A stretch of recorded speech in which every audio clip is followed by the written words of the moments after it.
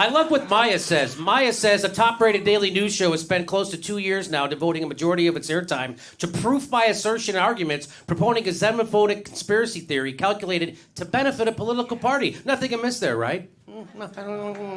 Yeah, very well said, Maya. Very well said. And let me just say, this is from one show. I've played this before. This is from one show. Someone put this together. People over at the news something.com. And here we go. Ready? Here we go.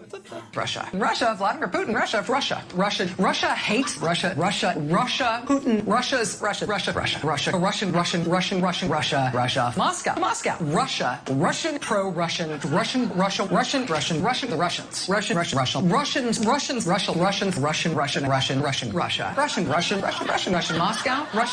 Russia, Putin, Russia against us, the Russians rush against the U.S., the Russian government scheme. The Russians, Vladimir Putin, Russia, Putin and Russia, Moscow, Russia, the Russians, Russia,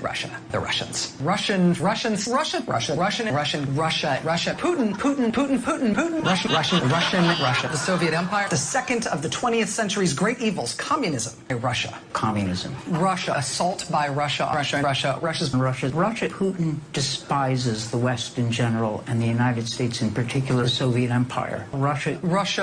They're the adversary. They want to bring us down, the Soviet Union. Russia. Undermine the West, Soviet communists on the left. Russia. That does it for us tonight. We will see you again tomorrow.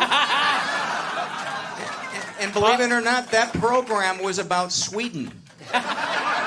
Also, there are no cuts in that segment. That was straight through. Rachel Maddow watches James Bond movies like they're documentaries.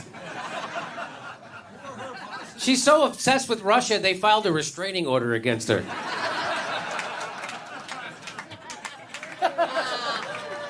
And segment.